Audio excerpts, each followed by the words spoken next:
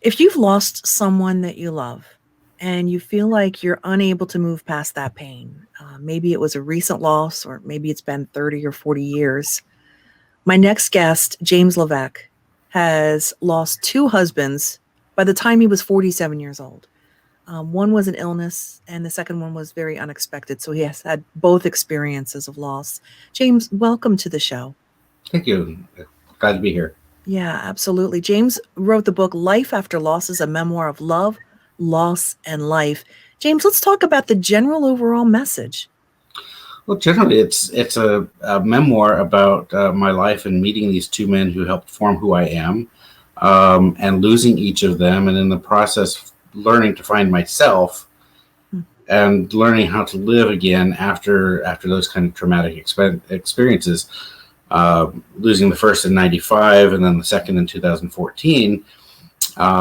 It was actually 27 years or so of a story being told to get to the point where I found some gratitude in understanding each piece of those deaths that and how they impacted my life going forward. Wow. Gratitude with grief is not something you normally put side by side. That's No. really interesting. One of the ways that you say that you're able to do that is because you've made decisions to heal. How do you make a decision to heal? It's just like Nike. You just got to do it. There's a period of time when you realize that how you're behaving and how you're going through your grief just isn't working for you anymore. And the insanity of doing the same thing over and over again, expecting different results, clearly isn't working. So you have to make that decision. You have to make the decision of, today I want to do X, or I need to do something. So you have to basically start everything with a decision. You want to be social again, you have to be able to make that decision. I will go out.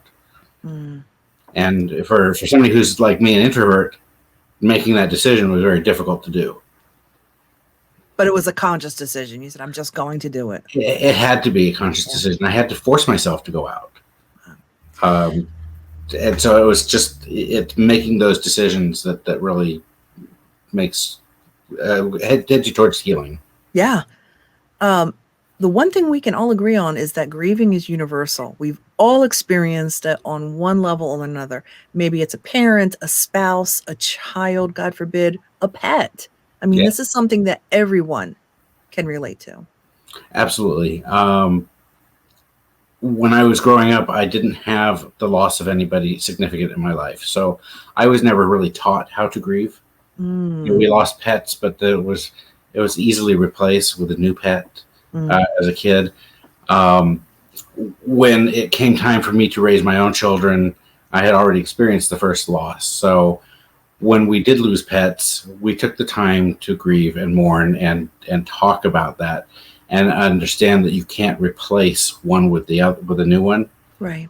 So, and what I found in talking with tens of hundreds of people over the last 27 years is we all go through the same basic ideas and the same thoughts, but how we process them is different.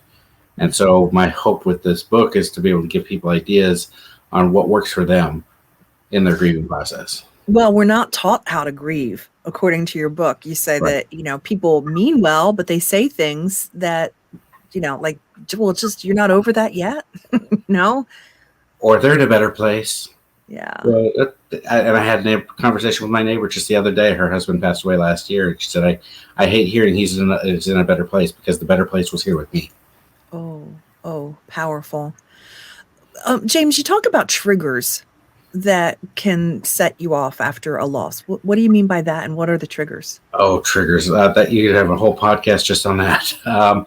Triggers. I broke the triggers down into 3 different types in the blog that I've got, and I've talked about them several times. One are calendar based. These are things that you know are going to happen. They're your anniversary, their birthdays, their holidays.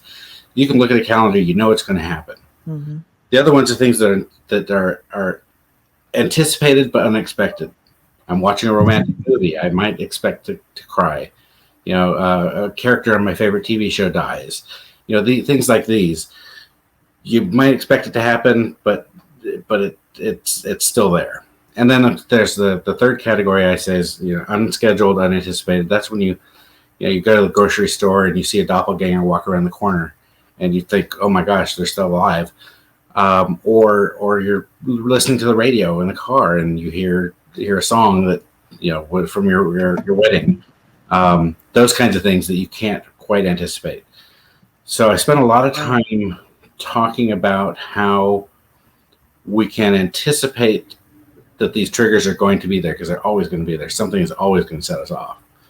So calendar, unanticipated, and anticipated. Yeah.